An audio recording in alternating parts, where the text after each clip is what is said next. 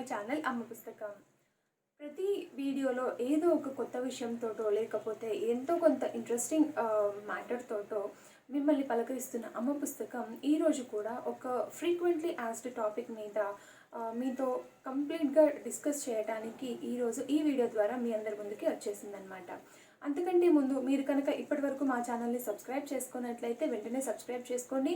And దాని పక్కనే ఉన్న బెల్ ఐకాన్ని మీరు ప్రెస్ చేసినట్లయితే మీకు నోటిఫికేషన్స్ అనేవి అందుతాయి. సో ఇప్పుడు టాపిక్ వచ్చేసినట్లయితే ఏంటి అంత ఫ్రీక్వెంట్గా అడిగిన టాపిక్ అంటే పిల్లల్లో ఎక్కిళ్ళు అనమాట. సో ఎక్కిళ్ళు అనేవి చాలా జనరల్ ప్రాసెస్ అనమాట. అది పెద్దవాళ్ళకి కానివ్వండి, పిల్లలకి కానివ్వండి, ఇదంతా కూడా హ్యూమన్లో ఒక భాగం అనమాట. ఈ ఎక్కిళ్ళకి ఎందుకు అంత టెన్షన్ తీసుకుంటున్నారు, అంత గాబరా పడాల్సిన అవసరం ఏముంది అంటే, పెద్దవాళ్ళకైతే ఇది నార్మల్ అని మనందరికీ తెలుసు. బట్ చిన్నపిల్లల విషయానికి వచ్చేసరికి పిల్లలకి బాగా ఎక్కిళ్ళు వచ్చేస్తే పేరెంట్స్ ఏంటంటే టెన్షన్ పడిపోతూ ఉంటారు. అరే ఎందుకు ఇట్లాగా బాబు లేదంటే పాపకి ఎక్కిళ్ళు వస్తున్నాయి, ఇది ఏమైనా సిమ్టమా లేకపోతే ఇదేమైనా సీరియసా, సో ఇట్లాగే ఏంటంటే అసలు ఎందుకు వస్తున్నాయి అని చెప్పి చాలా టెన్షన్ పడుతూ ఉంటారనమాట. సో నేను ఏంటి అంటే దీని గురించి కంప్లీట్గా మీకు డీటెయిల్గా ఈ వీడియోలో చెప్పాలనుకుంటున్నాను. ఫస్ట్ థింగ్ ఏంటి అంటే, పెద్దవాళ్ళకి ఎక్కిళ్ళు ఎట్లాగా సహజమో పసిపిల్లలకు కూడా అంతే సహజం అనమాట. సో ఇది జస్ట్ ఒక నార్మల్ ప్రాసెస్ ఎక్కిళ్ళు రావటం అనేది. అయితే పిల్లల్లో ఎక్కిళ్ళు రావడానికి రీజన్స్ ఏంటి అంటే, ఫస్ట్ వచ్చేసి పిల్లలు ఫీడ్ తీసుకునేటప్పుడు అంటే పాలు తాగేటప్పుడు పాలతో పాటు కొద్దిగా గ్యాస్ని తీసుకుంటారనమాట. సో ఈ గ్యాస్ అనేది రిలీజ్ అవ్వటానికి ఈ ఎక్కిళ్ళు అనేది ఒక పాత్ అనమాట. ఆ గ్యాస్ అనేది బయటికి రావడానికి ఈ ఎక్కిళ్ళు కూడా ఒక మార్గం. అందుకని మీరు దీని గురించి పెద్దగా స్ట్రెస్ తీసుకోవాల్సిన పని లేదు.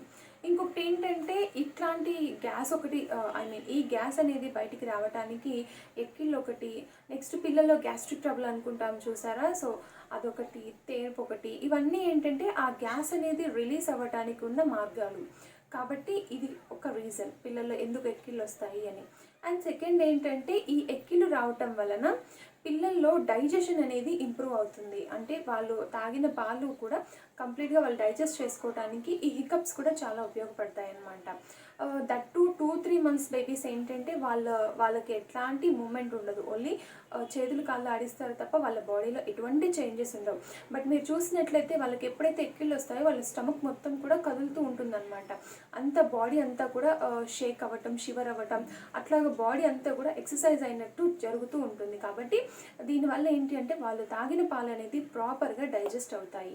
అండ్ ఇంకొకటి నేను ఈ ఎక్కిళ్ళ గురించి వినే విషయం ఏంటి అంటే, పసిపిల్లల్లో ఎక్కిళ్ళు రావటం అనేది వాళ్ళ స్టమక్ సైజ్ని ఇంక్రీజ్ చేస్తుంది. స్టమక్ సైజ్ అంటే బయటికి కనిపించే సైజ్ కాదు, వాళ్ళు తీసుకునే ఫుడ్ యొక్క కెపాసిటీ ఇంక్రీజ్ చేయడానికి, అంటే వాళ్ళ క్వాంటిటీ అనేది, వాళ్ళకి ఇచ్చే క్వాంటిటీ అనేది ఇంప్రూవ్ చేయడానికి ఈ ఎక్కిళ్ళు కూడా దోహదపడతాయి అని చెప్పి నేను విన్నాను అనమాట. సో ఎటొచ్చి ఈ ఎక్కిళ్ళ వల్ల బేబీకి ఎట్లాంటి హామ్ అనేది లేదండి, ఇవన్నీ కూడా బేబీకి మంచిగా చేస్తాయి. అండ్ దీనివల్ల బేబీ కూడా ఎటువంటి సఫర్ అనేది ఉండదు. బేబీకి ఒక 2-3 మినిట్స్ లేదంటే ఒక 1 మినిట్ వరకు ఎక్కిళ్ళు వస్తాయి, ఆ తర్వాత వాటంతట అవే తగ్గిపోతాయి. కాబట్టి బేబీకి వచ్చిన ఎటువంటి పెయిన్ అనేది ఏమీ ఉండదన్నమాట. అండ్ ఇన్ కేస్ మీకు బేబీకి బాగా హెవీగా ఎక్కిళ్ళు వస్తున్నాయి అనుకున్నట్టయితే మీరు మామూలుగా బేబీని ఎత్తుకొని భుజం మీద వేసుకొని ఈ వీపుని మెల్లగా నిమిరండి అనమాట బేబీకి. అండ్ మీరు ఆ టైంలో కంగారు పడి వాటర్ తాపించడం లాంటివి చేయొద్దు. దట్ టు స్పెసిఫిక్గా 6 months బిలో బేబీకి. ఎందుకంటే అప్పుడు మనం ఓన్లీ మిల్క్ మాత్రమే బేబీకి ఫీడ్ చేస్తాం. ఎట్లాంటి లిక్విడ్ కానీ ఎట్లాంటి సాలిడ్ని కానీ బేబీకి మనం ఇంట్రడ్యూస్ చేయం. కాబట్టి మీరు కంగారు పడి బేబీకి వాటర్ ఫీడ్ చేయడం అట్లాంటివి ఏం చేయొద్దు. ఇది నా సజెషన్ మాత్రమే. ఎందుకంటే నేను మా బాబు టైంలో నేను ఎక్కిళ్ళు వచ్చినప్పుడు వాటర్ ఫీడ్ చేయడం లాంటిది అయితే ఏమీ చేయలేదు, కాసేపు ఆగితే అవే తగ్గిపోయాయి అనమాట. కాబట్టి నేను మీకు ఇస్తున్న సజెషన్ ఏంటంటే, బేబీకి ఎక్కిళ్ళు వచ్చినప్పుడు మాత్రం మీరు వాటర్ కానీ లేదంటే వేరే ఇతరత్ర కొంతమంది ఫ్రూట్ జ్యూసెస్ ఇవ్వడం అట్లాగా ఏమీ చేయొద్దండి.